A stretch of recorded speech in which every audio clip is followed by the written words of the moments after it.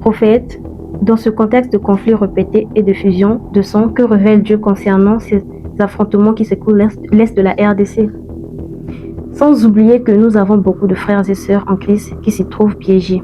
Eh bien, les affrontements qui secouent l'est de la République démocratique du Congo ont eu un commencement et auront une fin. Une coupe devient pleine. Plus cette coupe est pleine, plus nous assistons à la fin de ces atrocités qui ont commencé bien longtemps. Maintenant, l'issue de ce conflit est en train de se dessiner à compter de cette année-ci. Je crois que j'avais parlé de ça depuis l'année passée, dès janvier 2025, lorsque effectivement la prophétie s'était réalisée, parce que ça faisait partie d'un message prophétique très rare qui avait été prononcé publiquement à différentes occasions. Et pour la dernière fois, cela avait été annoncé le 26 décembre 2024.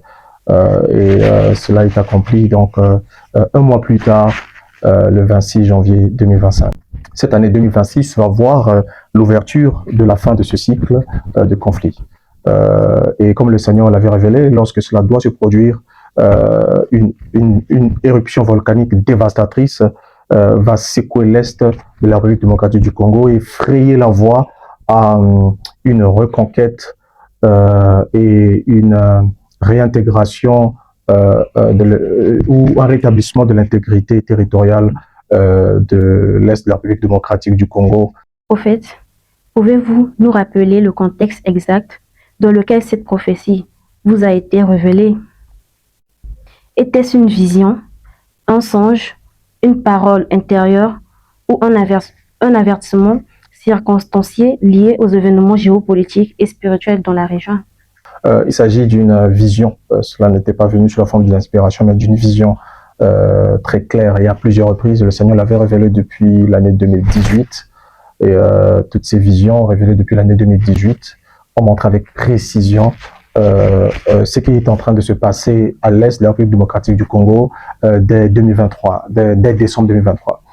Et donc, vous savez, je tiens juste à rappeler que dans le contexte de toutes ces choses, il faut le dire, le Seigneur a révélé un cycle d'introduction apocalyptique qui serait le tout dernier avant la matérialisation complète des choses qui ont été annoncées pour l'avènement du Seigneur et la fin des temps. Et dans ce contexte, le Seigneur montrait une suite d'événements qui devraient arriver au Proche-Orient en relation avec Israël, qui devait faire face avec le Hamas, ensuite faire face avec le Liban, ensuite faire face avec l'Iran et l'intégration des États-Unis d'Amérique dans ce conflit. Et de façon parallèle, il se produirait une accélération de tensions à l'est de la République démocratique du Congo et que la ville de Goma chuterait, etc. Et que ce serait le signe même de cette éruption volcanique qui serait sur le point de se produire. Et donc, ça intervient dans un cadre, pas juste dans un cadre d'annonce, mais dans un cadre de révélation apocalyptique connecté directement avec le jour du Seigneur. Et donc, c'est ce qui est en train de se mettre en place. Maintenant, cette année 2026 va accoucher et nous sommes sur le point de voir l'explosion volcanique la plus inimaginable et la plus terrible qui puisse frapper entièrement cette région. Ce n'est pas plaisant de le dire, mais c'est sur le point de se faire. Il faudrait qu'il y ait un plan de contingence très rapidement qui soit mis en place et que toutes les populations qui sont tout autour de la montagne Iragongo et des alentours, des villages alentours. Je n'ai jamais été là-bas personnellement, mais je parle par là, je suis en train de le dire, par l'Esprit du Seigneur.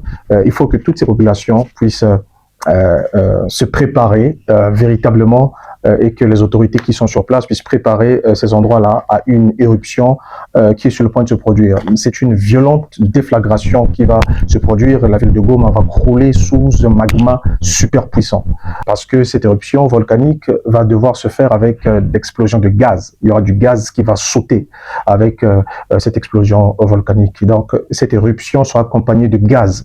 Et ces gaz vont tuer bien plus de personnes que le magma en soi. Que ça soit quelque chose d'une ampleur sans précédent. Ça serait l'amplitude même de cette dévastation sera difficile à nommer, à décrire et même à supporter psychologiquement parlant. Ça sera un trouble. Cela va provoquer un deuil national prolongé qui prendrait vraiment des jours et des jours. Nous en arriverons à un deuil national de près d'une semaine et plus. Et il y aurait vraiment cette vague de soutien international pour la République démocratique du Congo et une attention très accrue des nations alentours et du monde entier pour cette région. Tout cela, c'est dans un but prophétique que le Seigneur est en train de le faire. Nous l'avions dit, nous avons noué des contacts, de très hauts contacts, de très haut niveau, dont je ne peux pas parler sur l'instant, parce que ces contacts sont confidentiels, mais nous avons essayé d'avertir et de pouvoir faire monter ce message bien très haut, parce qu'il s'agit d'une catastrophe dont la nation n'est pas du tout préparée à affronter. En ce moment où même je me tiens, cette chose est sur le point de se produire. Et nous sommes au moment où les événements mondiaux sont en train d'atteindre un certain pic. Et avec ce pic, nous allons bien voir cette catastrophe se produire très bientôt. Donc, c'est un peu ça. Cette éruption volcanique s'inscrit dans un contexte scripturaire, premièrement, et aussi apocalyptique. Déjà, le Seigneur a déclaré que dans Joël chapitre 2, versets 28 à 30, quelque part, il dit qu'il y aurait du sang, du feu et des colonnes de fumée, n'est-ce pas? La lune se changera en sang et le soleil en ténèbres avant l'arrivée du jour de l'Éternel. Tout cela se situe dans ce processus. Si je ne cite que ce verset, il y a tant d'autres versets. Nous avons eu les 2 lunes de sang qui ont été visibles dans toute la République démocratique du Congo et aussi au Congo, dans le bassin du Congo. Cette lune de sang qui s'est produite le 14 mars 2025, et nous avons eu également cette seconde lune de sang qui a été visible, en tout cas pour tous ceux qui suivent l'actualité astronomique et de nos propres yeux. Nous avons vu cette lune de sang qui est réapparue le 7 septembre 2025, et il y a eu très loin, ailleurs, dans une autre extrémité du ciel, le soleil qui s'est changé en ténèbres le 29 mars 2025, et ensuite le 21 septembre 2025. Oui, ces signes ont été des signes d'avertissement. Comme je l'avais dit une fois, l'année 2025 devait voir la chute de Goma, l'encerclement et la chute de Goma, et ça devait être le prélude à une explosion volcanique qui va frayer la voie à la libération de cette ville, et aussi à la chute même du régime qui a emmené la guerre sur ce territoire ou profité des problèmes dans ce territoire. Donc c'est pourquoi je tiens à le rappeler encore une fois, ça se situe dans un contexte scripturaire mais aussi prophétique, qui sont des signes d'alarme par rapport au jour du Seigneur redoutable. Il y a eu des hommes de Dieu tels que Simon Kimbangu qui ont averti qu'il y aurait un jour redoutable qui va devoir s'annoncer, et que d'ailleurs et que toute la nation devait être alarmée par rapport à cela.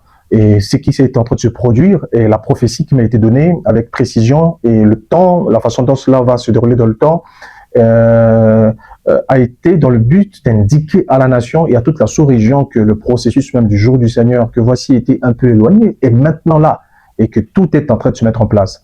Ce n'est pas plaisant, c'est quelque chose qui va arriver. Alors, je vais rappeler juste une vision. Je crois que j'ai parlé à quelques frères lorsque nous nous rendions à Boum Mystère à Talangaï. Ouais, on passait près des tours jumelles, je me rappelle, et j'ai parlé aux frères. Je leur ai dit, vous savez, lorsque je serai dans ces tours, il y aura une grande explosion volcanique qui va se produire à l'est. Ça va déclencher du gaz. Je les ai de se souvenir de la vision que j'ai rappelée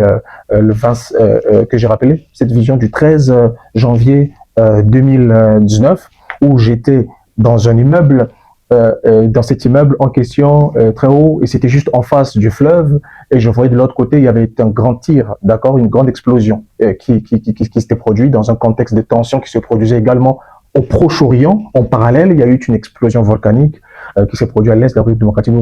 C'était un feu qui quittait l'intérieur du sol et qui remontait, et c'était désastreux, oui, et c'était vraiment désastreux. Toute herbe verte, la flore, la faune a été dévastée.